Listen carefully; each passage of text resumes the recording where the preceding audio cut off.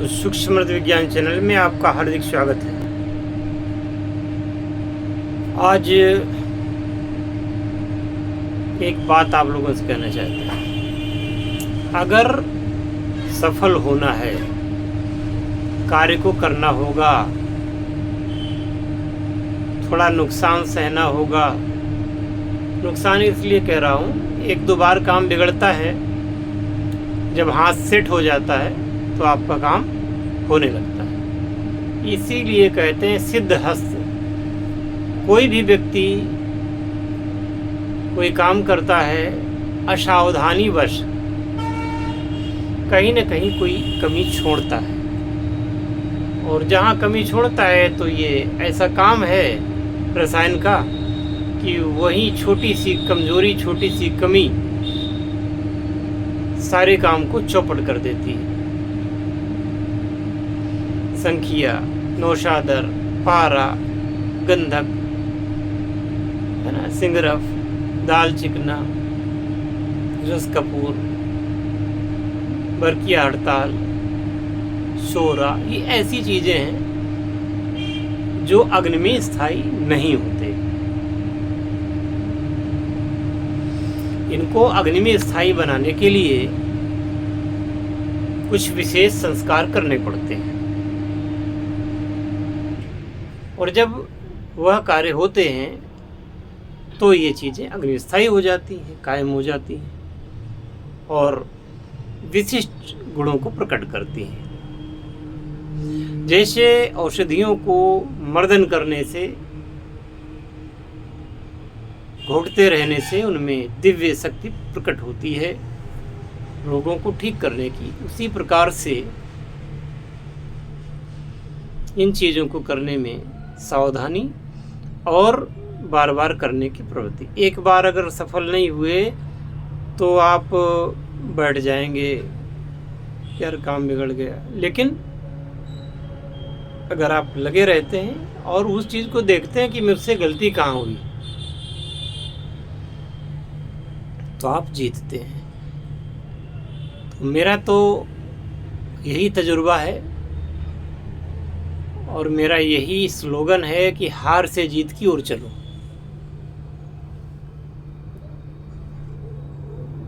जीत का स्वाद आएगा। प्रथम तो असावधानीवश या नए नए होने की वजह से थोड़ा बहुत हार का सामना करना पड़ता है, यानी कि सफलता की बजाय असफलता मिल सकती है। लेकिन जब उसी काम को आप करेंगे बार बार तो सिद्धहस्त हो जाएंगे, और सिद्धहस्त हो जाएंगे तो आपका काम होगा। और भाई, चमत्कार है तभी नमस्कार है। अगर आप चमत्कार नहीं कर सकते तो कोई नमस्कार करने वाला है नहीं।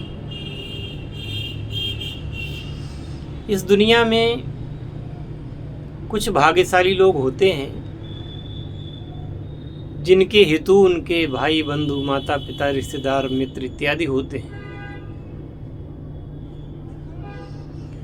लेकिन बहुतायत में मैं समझता हूँ कि 98%, 99% लोग ऐसे होते हैं जिनको ऐसे लोगों का सुख प्राप्त नहीं होता।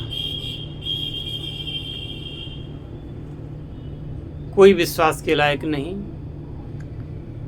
कोई मौके पर काम आने वाला नहीं, और सब अपनी अपनी चालाकी में जब समय आता है तो कहते ना कि अपनी छाया भी साथ छोड़ देती है।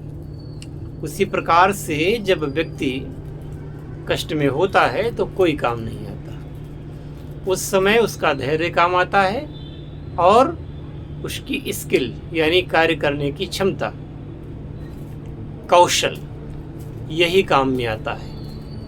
और यह है आपका कौशल, यह जीवन में आपको हार से जीत की ओर ले जाता है, जिताता है।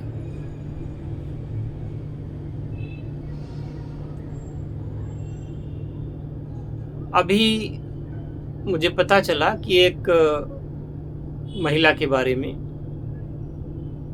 करीब 2 साल पहले उसके पति की मृत्यु हो गई अचानक एक्सीडेंट से। और कल ही मुझे पता चला कि वो जब मायके में आ गई, मायके में भी उसको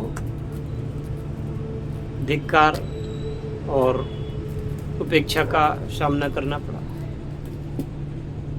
अपनी ससुराल में गई तो ससुराल वालों ने भी उसको वहाँ नहीं रखा, जबकि जब उसका पति जीवित था तो पूरे घर को बनाने में उसकी भूमिका थी। और उसी की अनुकंपा से उसके छोटे भाई ने उच्च डिग्री प्राप्त की और सरकारी नौकरी में लगा। लेकिन वही व्यक्ति जब आकस्मिक उसकी मृत्यु हो गई तो उसी की पत्नी और बच्चों को कोई अपना नहीं समझ रहा है, ना तो मायके में ना ससुराल में। फिर वो उसकी सगी बहन के यहाँ गई, वहाँ से भी उसको कुछ दिन रखने के बाद में वापस कर दिया गया। दूसरी बहन के यहाँ गई, वहाँ भी कुछ दिन रही, अंत में उसको वहाँ से भी, मतलब कब तक कोई किसी को बैठ के खिलाएगा या जैसे। तो ऐसी स्थितियाँ आती हैं। और महिलाओं के साथ तो दिक्कत ये है कि वह घर से बाहर अगर गई तो हर दृष्टि उनको गिद्ध की दृष्टि से देखती है, तो उनको अपनी इज्जत बचाना भी मुश्किल पड़ जाता है। इसी प्रकार से पुरुष हैं, जब तक वो माता पिता की गोद में रहे, जब तक माता पिता के संरक्षण में रहे, तब तक तो वह सुख उठाते हैं और लालन पालन उनका राजा बेटे की तरह होता है।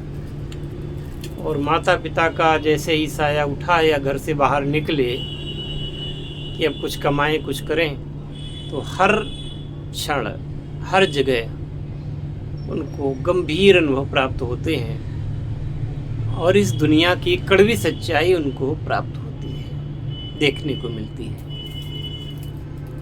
हर आदमी शोषण करने में लगा हुआ है, कहीं भी हो।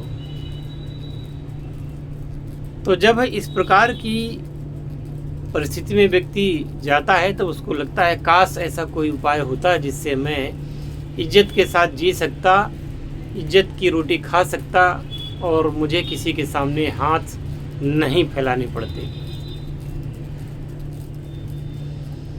बहुत सारे लोग विदेश चले जाते हैं, लाखों रुपए खर्च करके विदेश चले जाते हैं। कुछ लोग सफल होते हैं, कुछ असफल हो जाते हैं।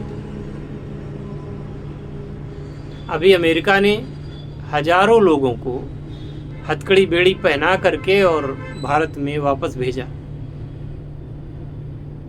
ऐसे ही कहीं किसी देश में रह रहे भारतीय लोग वहाँ की जो जनता है, वहाँ के लोग हैं, मूल निवासी हैं, उनके द्वारा उपेक्षा का शिकार होकर के बहिष्कृत और तिरस्कृत किए जाते हैं। ये चीज़ मुझे बहुत खराब लगती है, लेकिन मैं करूं क्या।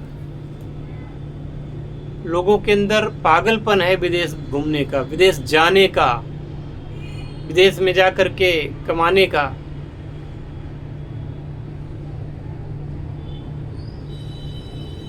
और फिर वहाँ पे अपनी दुर्दशा करवाने का। ये सस्य श्यामला भारत भूमि है, यह सिद्धों की भूमि है, यह श्रेष्ठ भूमि है, यह आर्य भूमि है। यहाँ रह कर के अगर आप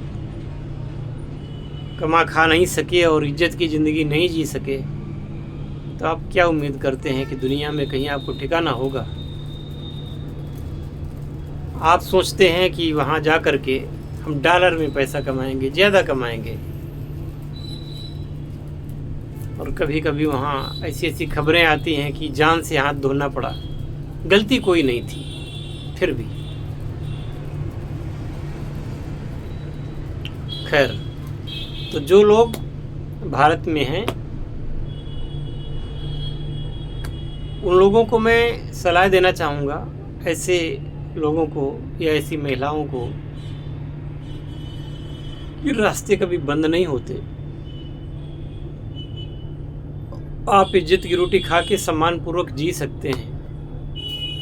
ऐसी विद्याएं हैं समाज में, ऐसी विद्याएं हैं भारत में।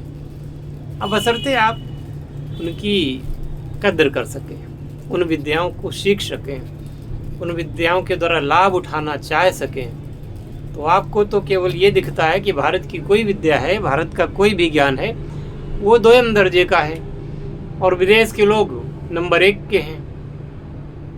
आपके सारे दुखों का कारण सिर्फ यही है कि आप भारत की हर चीज को 2 दर्जे का समझते हैं। और इसीलिए मैं इस चैनल पर के माध्यम से ये घोषणा करता हूँ कि यदि आप इस चैनल के सदस्य बन करके इस चैनल में बताई गई विद्याओं का प्रयोग करके आगे बढ़ते हैं, तो आपको कहीं भाग करके, कहीं जा करके, किसी के आगे हाथ फैला करके, किसी का दास बन करके नहीं जीना पड़ेगा। आप पूर्ण सम्मान के साथ, पूर्णता के साथ पूरा जीवन जिएंगे। जय शिव शंकर, जय भोलेनाथ, हर हर महादेव।